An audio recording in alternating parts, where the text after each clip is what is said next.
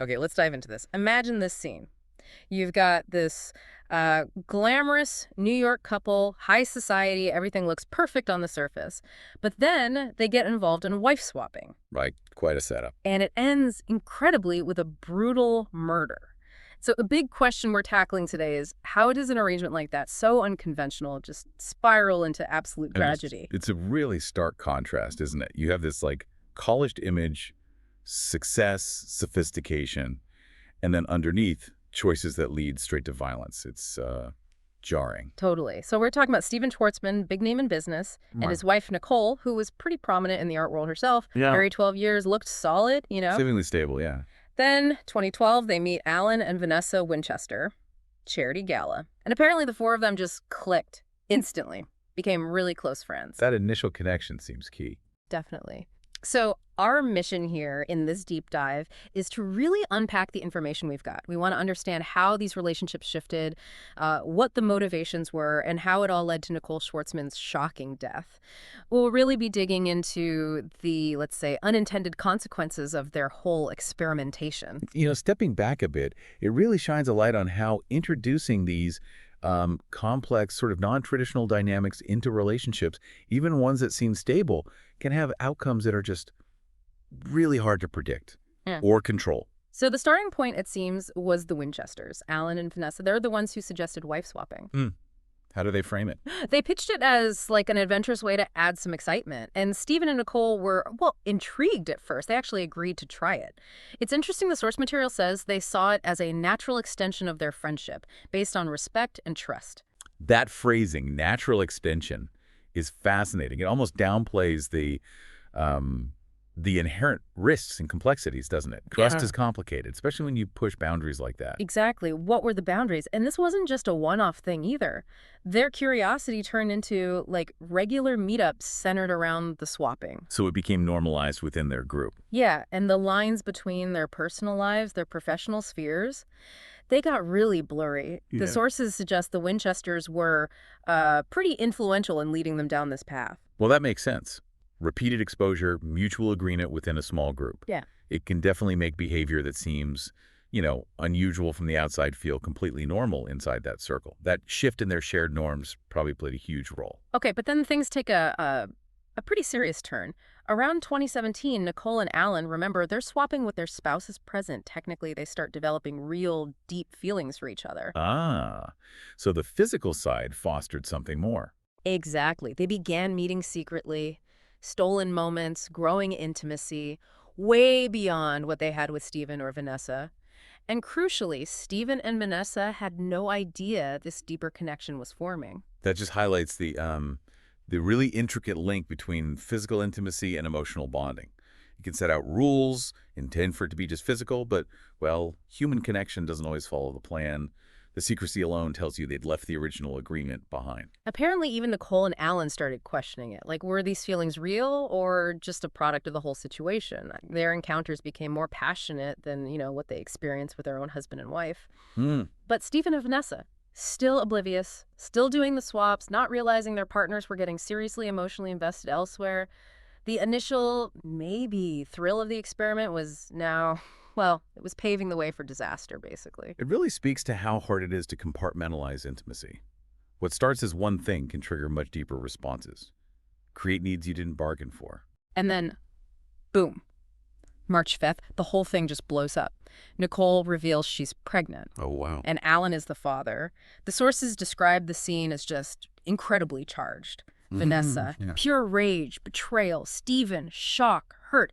You can just imagine the tension. Alan tries to say something. Vanessa just cuts him off The fantasy just shattered right there. completely. Any illusion of control they thought they had with this wife-swapping arrangement, gone. Just stark, brutal reality hitting them. That pregnancy is the undeniable proof, isn't it? The physical consequence of everything that had been happening, especially the secret intimacy.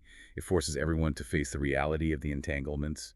No more pretending. And then the very next day, March 6th, Nicole Schwartzman is found dead in her home. So fast. Unbelievably fast. The police are called in immediately, and they get briefed on the whole complicated setup, the swapping, the pregnancy revelation. The medical examiner comes in. What do they find? It was grim. Nicole died from massive blood loss, exsanguination from multiple stab wounds. the weapon. Likely a letter opener, they thought initially.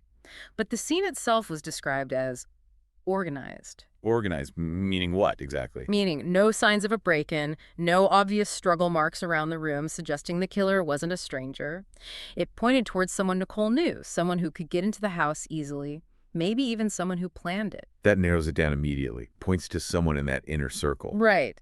And the only people known to be in the mansion at the time were Stephen, Alan, Vanessa, and the maid, a woman named Annabeth. The core group. Exactly. And their initial stories, all basically the same. I was somewhere else in the house, didn't see or hear anything. But with no one to back anyone else up, the police were immediately skeptical. Standard procedure, check alibis.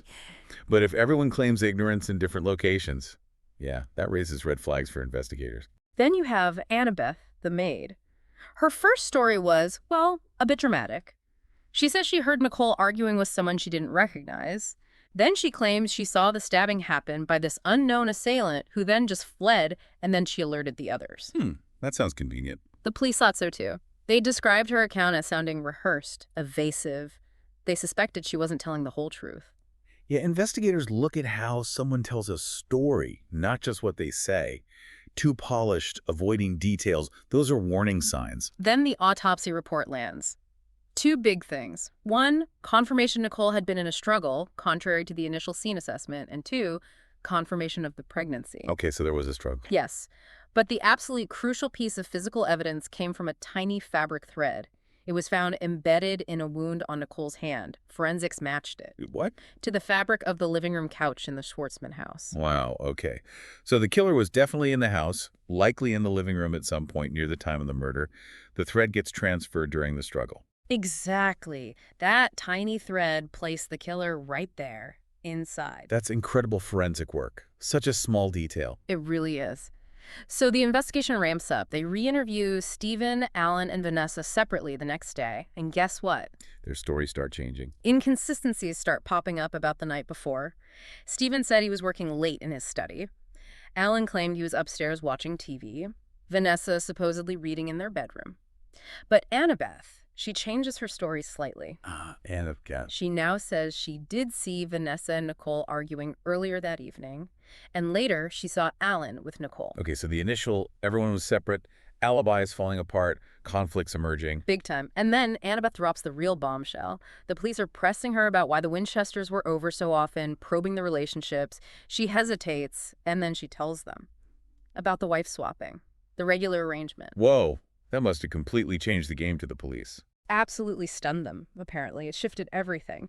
What looked like maybe a straightforward affair gone wrong suddenly had this whole other layer of complexity. It opens up entirely new motives, new potential suspects, changes how they view everyone involved. And immediately, the spotlight swings onto Vanessa and Stephen. Makes sense. Motive is suddenly crystal clear. For Vanessa, obvious motive.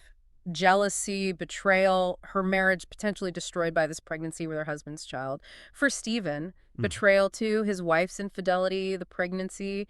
His alibi of just working in his study starts looking pretty shaky. Yeah, the pregnancy is the absolute flashpoint. For Vanessa, it's a direct threat.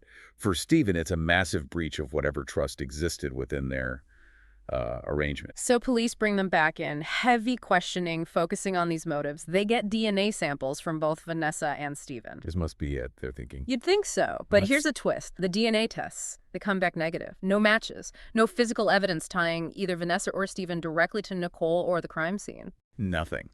Despite the motive and shaky alibis. Nothing concrete. So despite all the suspicion, the police have to let them go. No hard proof. Wow, that just shows how vital physical evidence is. Suspicion and motive aren't enough on their own in court. You need that link. Definitely. So 2 days after letting them go, the police aren't getting up. They get a new search warrant for the Schwartzman house. In the meantime, they kept questioning Annabeth. Remember that cut on her hand they noticed earlier? Yeah, the one she gave inconsistent explanations for. Right. They suspected it could be from a knife. That detail, plus her changing stories, kept her on their radar. They decided to scrutinize her more closely. Good police work. Following up on those small inconsistencies, it often pays off. And it did, big time. During the second, more thorough search of the house, they check the incinerator. The incinerators. And inside, they find it, partially burned but identifiable. A kitchen knife. The murder weapon. They found the weapon. Was there anything on it? Oh, yes. The lab goes over it meticulously, and they find a fingerprint on the handle, clear enough to match. Whose? Don't tell me. Annabeth's. It matched the prints they'd taken from her earlier. Annabeth. The maid. Wow. That's the direct physical link they needed. That was a breakthrough. March 20th, armed with the knife and the fingerprint match, they arrest Annabeth for Nicole's murder. And did she confess? She did. Under questioning, she breaks down her story. Nicole caught her stealing from the safe. Stealing? So it wasn't about the affairs or the pregnancy at all. Apparently not, according to Annabeth. Nicole threatened to call the police. They struggled. Annabeth panicked, grabbed a kitchen knife. She claimed she'd been using it to try and pry open the safe earlier, and she stabbed Nicole. She insisted she didn't mean to kill her, just stop her. A crime of opportunity or desperation, completely separate from the tangled relationships of the couples. Unbelievable. It highlights how someone seemingly on the sidelines can be central to the tragedy. Exactly. So it goes to trial. Her defense argues self-defense, panic, but the prosecution argues intent to kill, pointing to the multiple stab wounds. The jury buys the prosecution's argument. Guilty verdict. Guilty. The judge sentences her to life in prison, no chance of parole. Apparently, the Schwartzman family was there, showed almost no emotion. Annabeth, though, totally collapsed in despair. What a tragic end to the whole story. It really is. So when you look back at it all, it's just striking, isn't it? How these glamorous lives, these unconventional choices the Schwartzmans and Winchesters made, they didn't directly cause the murder, but they created the chaotic backdrop against which this other hidden crime, the theft, erupted into violence, and it was all exposed. Yeah, the key takeaway for me is just the utterly unpredictable chain reaction. Started with an experiment, led through hidden feelings, betrayal, and ultimately a desperate act by someone else entirely caught in the fallout. And it's kind of amazing how tiny details, that fabric thread, the cut on Annabeth's hand, were the things that actually cracked the case. Investigator attentiveness was crucial. It really makes you think, doesn't it, about how fragile relationships can be, how unpredictable things get. How often do these kinds of experiments, these attempts to control things, just unleash chaos instead? And it leaves you wondering, what other secrets, what other dynamics were simmering beneath the surface in that whole arrangement? How well do we ever really truly know the people around us, even the ones we think we're closest to? That's a really chilling thought to end on. Yeah. Definitely gives you something to mull over.